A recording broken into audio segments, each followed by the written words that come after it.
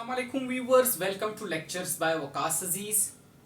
आज हमने Karl Popper का फिलोसफिकल मेथड स्टडी करना है, जिसे फॉलिबिलिज्म कहते हैं या उसे फॉल्सिफिकेशन भी कहा जाता है। ठीक हो गया?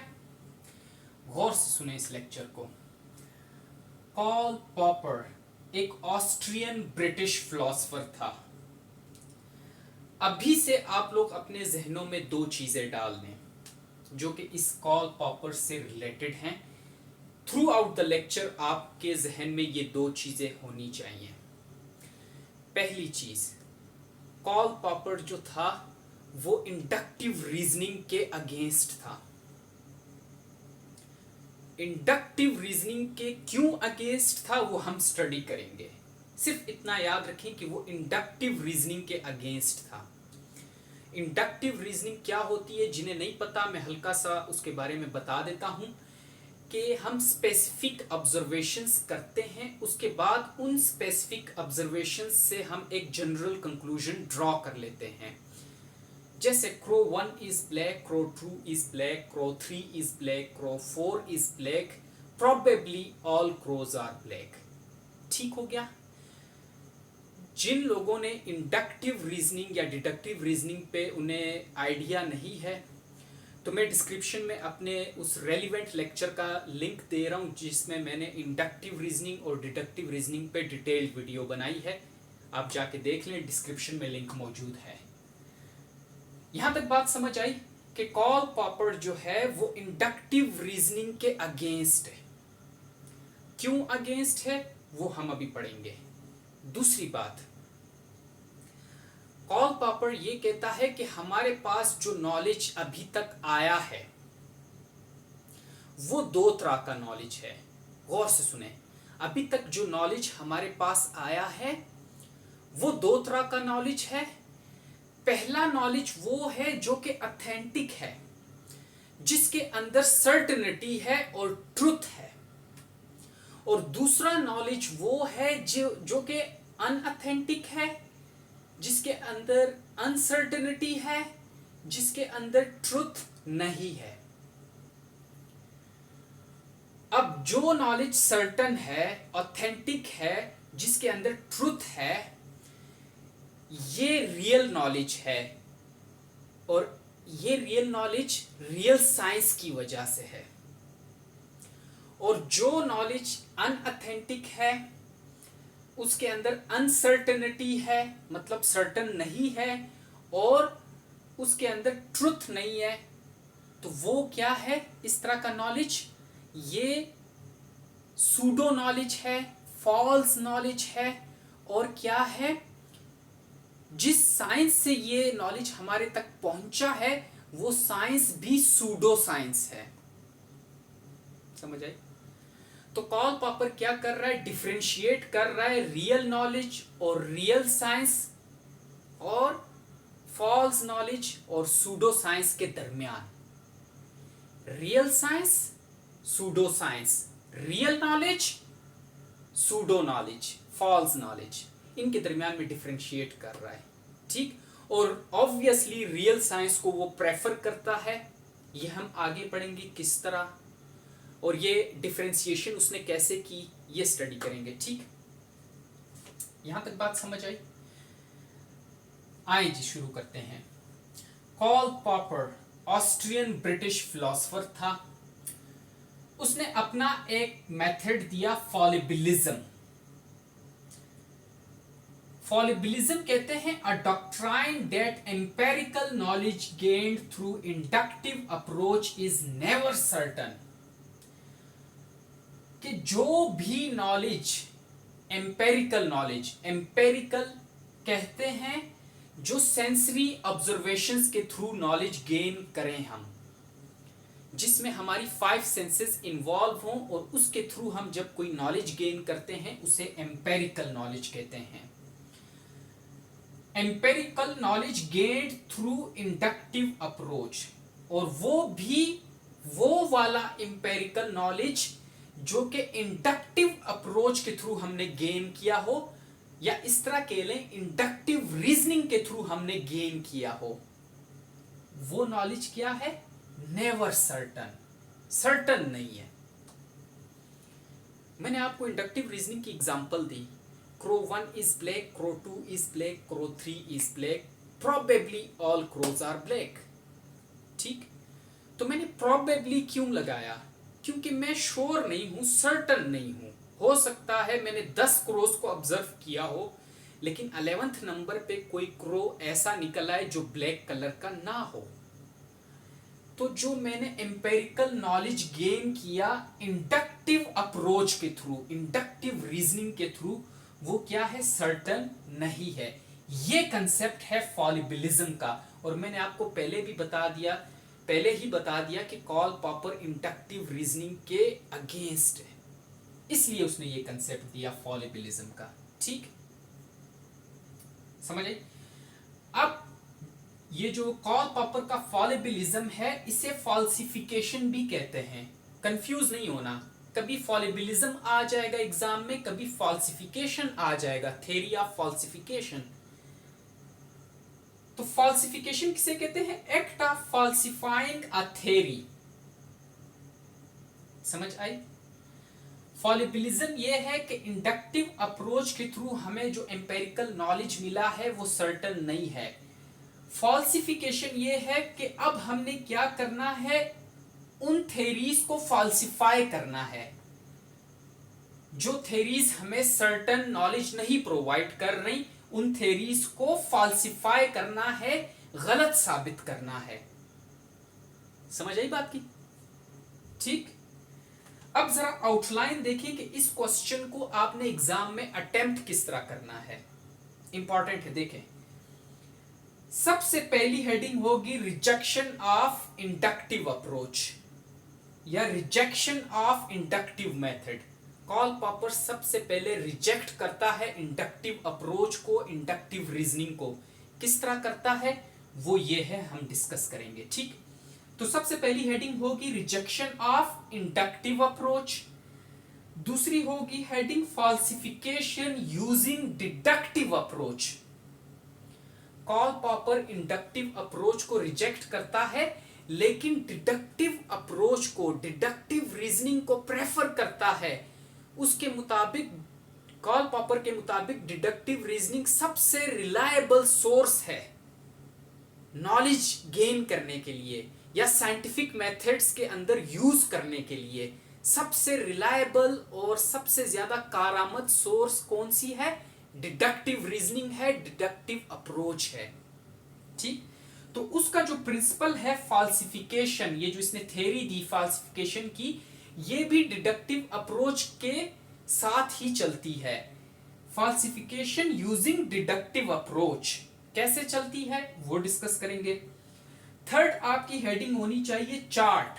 हम एक चार्ट बनाएंगे जिसमें इंडक्टिव रीजनिंग लिखेंगे और दूसरी तरफ फॉल्सिफिकेशन यूजिंग डिडक्टिव अप्रोच। तो हम जरा चार्ट के थ्रू अंडरस्टैंड करेंगे कि इन दोनों के दरमियान में डिफरेंस क्या आ रहा है। समझ आई? आगे देखें, real science versus pseudo science, ये डिस्कस करेंगे कि कार्ल पॉपर ने रियल साइंस को सूडो साइंस से कैसे अलग किया। ठीक, तो ये आपकी आउटलाइन है। आपका क्वेश्चन इसी आउटलाइन के मुताबिक होना चाहिए, चाहे आप सीएसएस का एग्जाम दे रहे हैं, यूपीएससी का दे रहे हैं, या पीएमएस, पीसीएस, आईपीएस, जो भी दे रहे हैं। ठीक, अब आए सबसे पहले पॉइंट पे, rejection of inductive approach. Karl Popper ने इंडक्टिव रीजनिंग को किस तरह रिजेक्ट किया? कार्ल पॉपर ने इंडक्टिव रीजनिंग को दो ग्राउंड्स पे रिजेक्ट किया। पहला अनसर्टेनिटी, दूसरा है limited observations and hasty generalisations.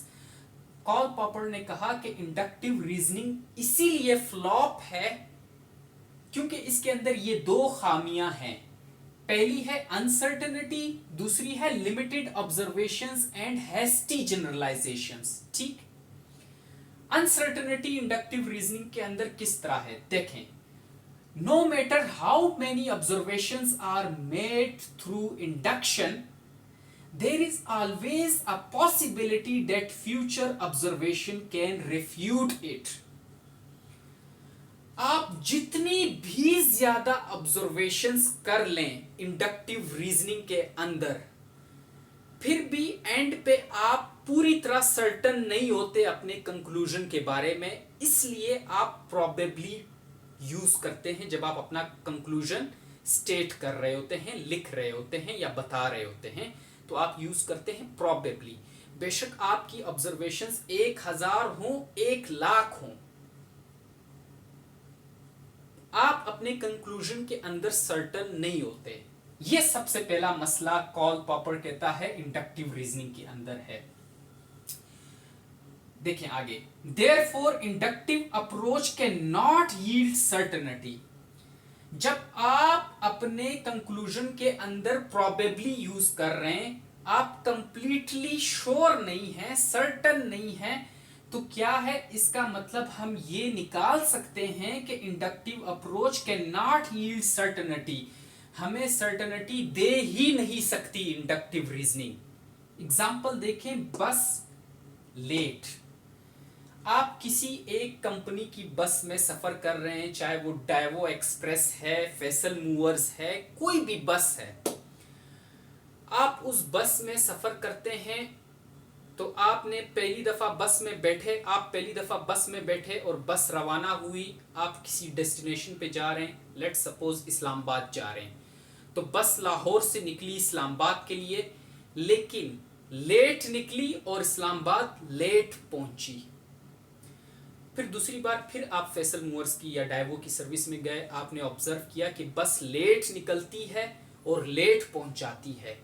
तीसरी बार, चौथी बार, पांचवी, छठी, 100 बार आप इसी कंपनी के साथ सफर कर रहे हैं और आपने ये ऑब्जर्व किया है कि ये बस लेट निकलती हैं और लेट पहुंच जाती हैं। तो एंड पे आप ये कहते हैं कि प्रोबेबली जितनी भी इस कंपनी की बसेस हैं वो लेट निकलती हैं, लेट पहुंचाती हैं डेस्टिनेशन पे। आप प्रोबेबली यूज करते हैं क्योंकि आप श्योर नहीं हो सकता है 101 टाइम पे बस टाइम पे भी निकले और टाइम पे भी पहुंचाए। समझ आई? तो कार्ल पॉपर कहता है कि इंडक्टिव रीजनिंग के अंदर अनसर्टेनिटी होती है कंक्लूजन के अंदर। जब कंक्लूजन के अंदर अनसर्टेनिटी होगी, इट मींस कि वो हमें ट्रू नॉलेज प्रोवाइड नहीं कर रहा। ये पहला रीजन है, इंडक्टिव रीजनिंग को रिजेक्ट कर दिया। दूसरा देखें, limited observations and hasty generalisations. Karl Popper कहता है all inductive evidences are limited. जितने भी इंडक्टिव एविडेंसेस होते हैं जो कि आपने अपनी सेंसरी ऑब्जर्वेशंस के थ्रू गेन किए होते हैं, वो लिमिटेड होते हैं। क्यों लिमिटेड होते हैं? आगे रीजन देखें इसका। We do not observe the universe all the times and in all places. हम यूनिवर्स को हर टाइम ऑब्जर्व नहीं कर रहे होते और ना ही हमारे पास इतनी पावर है कि हम पूरी यूनिवर्स को हर जगह जाके ऑब्जर्व करें। किसी एक चीज के बारे में अगर हम रिसर्च कर रहे हैं तो ये चांसेस बहुत कम होते हैं कि हम खुद उस जगह पे जाएं ऑब्जर्वेशन के लिए और पूरी दुनिया का चक्कर लगाएं। All times and in all places ये पॉसिबल नहीं है और हम नहीं कर सकते। अगर हम करने की कोशिश करेंगे तो मे भी बहुत हजारों साल लग जाएं। ठीक, तो इसका रिजल्ट क्या निकलता है? We do not observe the universe all the times and in all places. इसका रिजल्ट निकलता है limited observations and hasty generalisations. ठीक, limited observations and hasty generalisations. इसकी एग्जांपल देखें, यूरोपियंस की मैंने लिखी है कि यूरोपियंस कई सालों तक ये मानते रहे कि ऑल स्वान्स आर वाइट, क्योंकि उन्होंने अपने यूरोप के मुख्तलिफ कंट्रीज में, मुख्तलिफ प्लेसेस में स्वान्स को ऑब्जर्व किया। स्वान्स वाइट कलर के आपने अक्सर तस्वीरों में देखा होगा, जो कि रिवर्स के आसपास होते हैं और उनकी ऐसे लंबी सी गर्दन होती है। तो यूरोपियंस ने जितने भी स्वान अपने यूरोप के अंदर ऑब्जर्व किए वो सारे क्या थे? वाइट थे। इसलिए उन्होंने एक थ्योरी बना दी कि all swans are white. We do not observe the universe all the times and in all places. यही प्रॉब्लम यहां पे आई। ऑस्ट्रेलिया के अंदर ब्लैक स्वान ऑब्जर्व्ड। ऑस्ट्रेलिया के अंदर एक ब्लैक स्वान नजर आ गया, ठीक, मेल फीमेल थे, ब्लैक स्वान नजर आ गए, एक जोड़ा था ब्लैक स्वान का। तो ऑस्ट्रेलिया के अंदर जब ब्लैक स्वान नजर आया तो उसकी वजह से ये जो ऑल स्वान्स आर वाइट, ये जो यूरोपियंस की थ्योरी थी वो सारी की सारी रिजेक्ट हो गई। तो कार्ल पॉपर हमें ये बताना चाह रहा है कि ये प्रॉब्लम है इंडक्टिव रीजनिंग के अंदर कि हम हर टाइम यूनिवर्स को ऑब्जर्व नहीं कर पा रहे होते और हर जगह पे जाके ऑब्जर्व नहीं कर सकते, जिसकी वजह से हमारी बहुत सारी थियरीज जो इंडक्टिव रीजनिंग के थ्रू हमें मिली हैं उनके अंदर क्या है, प्रॉब्लम्स हैं, सर्टेनिटी नहीं है, प्रॉब्लम्स हैं, ठीक। Thus inductive approach cannot be justified in making general rules from limited observations। तब हम इंडक्टिव अप्रोच को जस्टिफाई नहीं कर सकते कि वो जनरल रूल्स बनाती रहे फ्रॉम लिमिटेड ऑब्जर्वेशंस। क्यों जस्टिफाई नहीं कर सकते? क्योंकि यहां पे आप पूरी दुनिया को ऑल द टाइम्स और ऑल प्लेसेस में जाके नहीं देख रहे, और अगर आप कोशिश करते हो तो ये तो फिर बहुत ज्यादा टाइम कंज्यूमिंग काम है। एक थ्योरी डेवलप करने के लिए आपको कितने साल वेट करना पड़ेगा, हजारों साल में भी वेट करना पड़े, ठीक। समझ आई? ये एग्जांपल समझ आई यूरोपियंस और ऑस्ट्रेलिया, ठीक। अब आते हैं फॉल्सिफिकेशन यूजिंग डिडक्टिव अप्रोच। ये रिजेक्शन हो गया इंडक्टिव रीजनिंग का। ये दो रीजंस, दो प्रॉब्लम्स हमें कार्ल पॉपर ने इंडक्टिव रीजनिंग के अंदर बता दी। अब हम अगले पॉइंट की तरफ जाते हैं। जी, तो आ जाएं अगले पॉइंट के ऊपर। फॉल्सिफिकेशन क्या है? इसने जो हमें थ्योरी दी है फॉल्सिफिकेशन की, या जो मेथड दिया है, क्या है? देखें, एक्ट ऑफ फॉल्सिफाइंग अ थ्योरी, ये इस मेथड का पर्पस है। Act of falsifying a theory. There can be many confirming instances to support a theory, but it only takes one counter observation to falsify it. ये crux है इसका कि अगर हमें किसी थ्योरी को फॉल्सिफाई करना है, रिफ्यूट करना है, तो हमें सिर्फ उसके लिए एक काउंटर ऑब्जर्वेशन या एक काउंटर एविडेंस चाहिए जिसके थ्रू हम उस पूरी थ्योरी को फॉल्सिफाई कर सकते हैं, ठीक। एग्जाम्पल देखें, ऑल स्वान्स आर वाइट। अब प्रोसीजर क्या है फॉल्सिफिकेशन का? पॉपर कहता है कि स्टार्ट सर्चिंग ब्लैक स्वान। अगर ये थ्योरी है कि ऑल स्वान्स आर वाइट, तो आपने ये नहीं करना जाके स्वान्स को ऑब्जर्व करना है कि व्हाइट स्वान है, व्हाइट स्वान है, व्हाइट स्वान है। नहीं, इस तरह नहीं करना, ये कंफर्मिंग होती है। आपने डायरेक्ट जाके ब्लैक स्वान को ऑब्जर्व करने की कोशिश करनी है, और अगर आपको एक भी ब्लैक स्वान मिल जाता है तो ये थ्योरी फॉल्सिफाई, ये थ्योरी रिफ्यूट हो जाती है, ठीक। एक और एग्जांपल देखें, ऑल बर्ड्स कैन फ्लाई। अब मैं यहां पे जाके पैरट, स्पैरो, इनको जाके क्रो, इनको जाके ऑब्जर्व नहीं करूंगा कि ये उड़ सकते हैं या नहीं, क्योंकि पैरट, स्पैरो और क्रो ये तो बहुत कॉमन है और हमें पता है ये उड़ सकते हैं। मैं जाके उन बर्ड्स को ऑब्जर्व करूंगा जो नहीं उड़ सकते। Start searching birds which can not fly. फिर जाके मैं इस थ्योरी को रिफ्यूट कर सकता हूं, ऑल बर्ड्स कैन फ्लाई। समझ आई बात की? अब देखें, Popper preferred deductive logic as true scientific method. मैंने पहले भी कहा आप लोगों से कि इंडक्टिव अप्रोच को पॉपर कोई सही अप्रोच नहीं मानता। वो कहता है कि जो ट्रू साइंटिफिक मेथड है वो डिडक्टिव लॉजिक है, डिडक्टिव अप्रोच है। और उसके साथ साथ मजीद पॉपर ये कहता है कि फाल्सिफिकेशन runs upon the principles of deductive logic. जो मेरा ये मेथड है फाल्सिफिकेशन का, ये जो मेरी थ्योरी है, ये भी डिडक्टिव लॉजिक के प्रिंसिपल्स के ऊपर चलती है। कैसे? ये चार्ट आ गया, ये इंडक्टिव रीजनिंग और ये फाल्सिफिकेशन यूजिंग डिडक्टिव अप्रोच। देखें क्या अभी आपको वाज़ेह फर्क नजर आएगा। इंडक्टिव रीजनिंग या इंडक्टिव मेथड के अंदर हम ऑब्जर्वेशंस करते हैं, specific observations, only supporting evidences and no contradictory evidences. Observations के अंदर हम सिर्फ सपोर्टिंग एविडेंसेस को फाइंड आउट कर रहे होते हैं। आपने इंडक्टिव रीजनिंग के आर्ग्यूमेंट्स देखे होंगे, इस तरह लिखे हुए होते हैं, crow 1 is black, crow 2 is black, crow 3 is black, probably all crows are black। ठीक, एक और एग्जांपल देखते हैं कि Zarak is a student of GC university and he is brilliant. Hazrat Shah is a student of GC university and he is brilliant.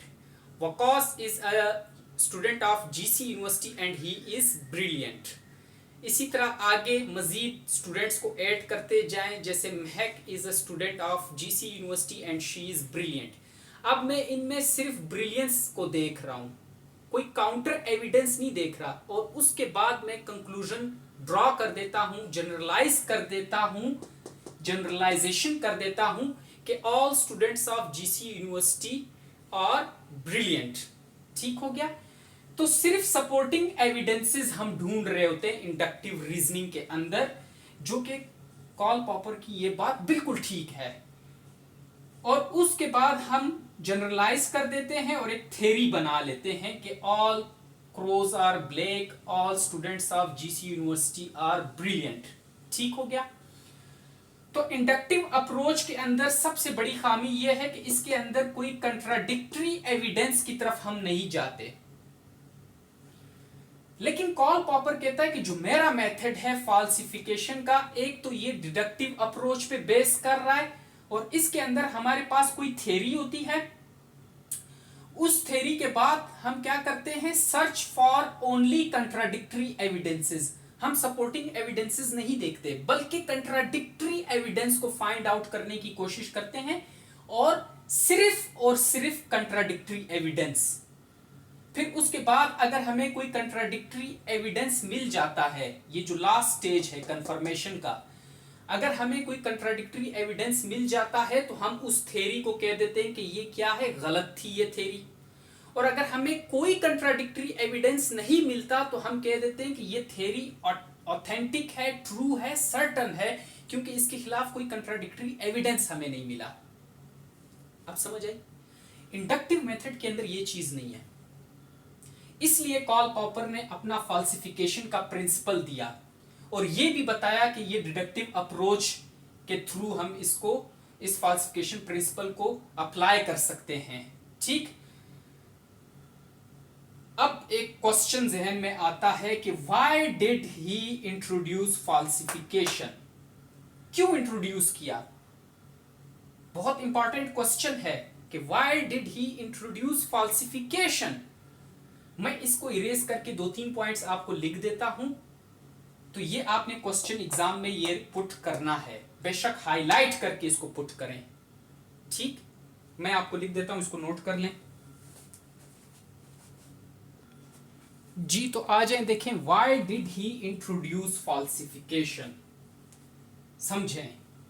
सबसे पहला point, to eliminate false theories and false conceptions from the domain of knowledge।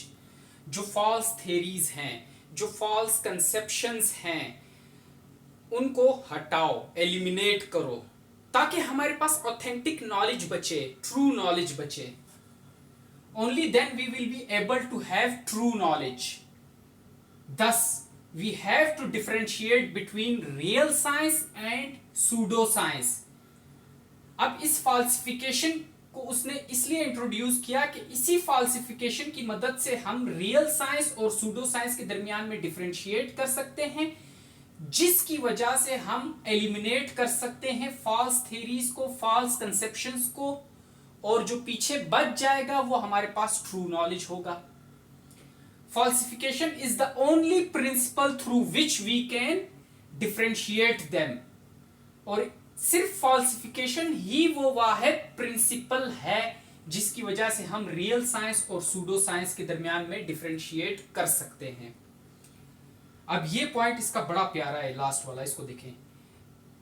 Science progresses when a theory is shown to be wrong because a new theory is introduced which better explains the phenomenon।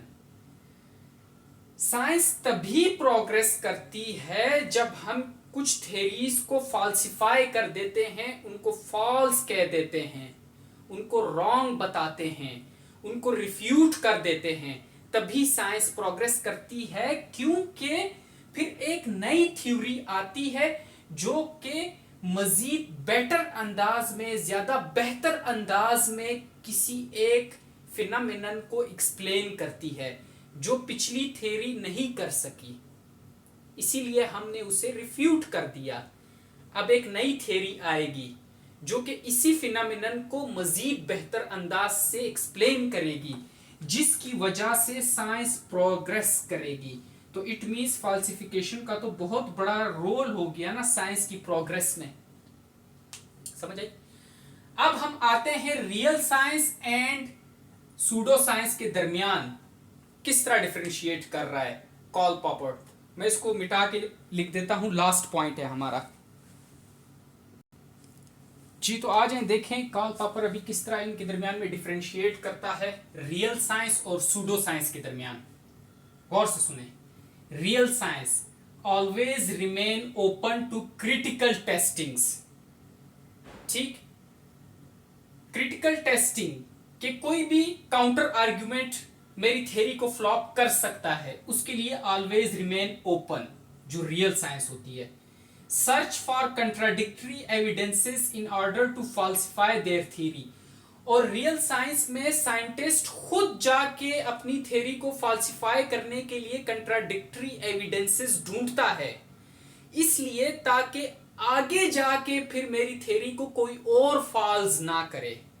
इसलिए मैं खुद ढूंढ लेता हूं, अगर मुझे कोई contradictory evidence मिल जाता है तो इट मींस मेरी थ्योरी ऑथेंटिक नहीं है, सर्टन नहीं है। तो वो खुद से ये काम करते हैं रियल साइंस में, रियल साइंटिस्ट।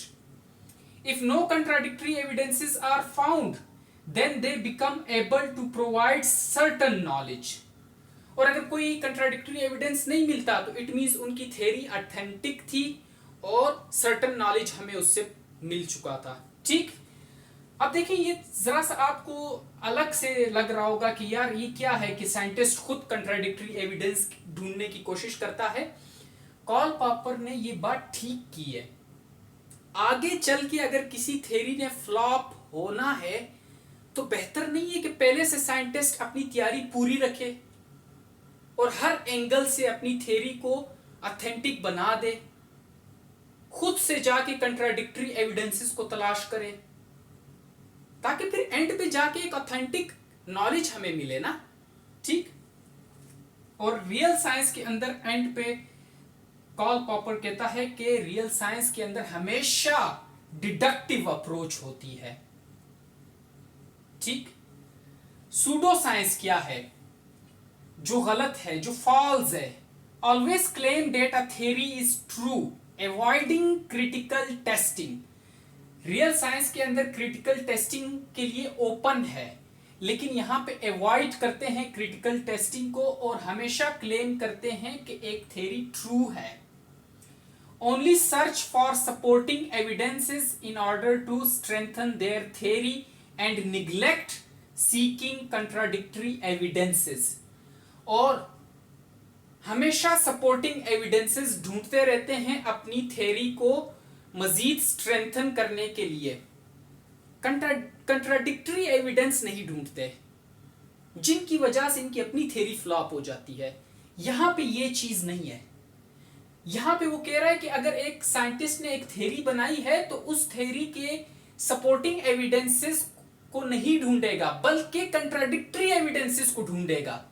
इसीलिए ये स्ट्रॉन्ग अप्रोच है रियल साइंस, और ये फ्लॉप अप्रोच है क्योंकि यहां पे कंट्राडिक्टरी एविडेंसेस को निग्लेक्ट कर देते हैं।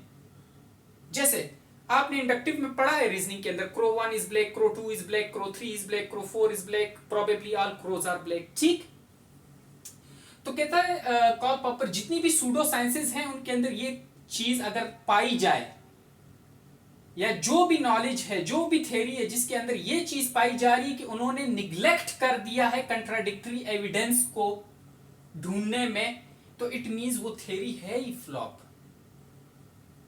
Limited observations and hasty generalisations.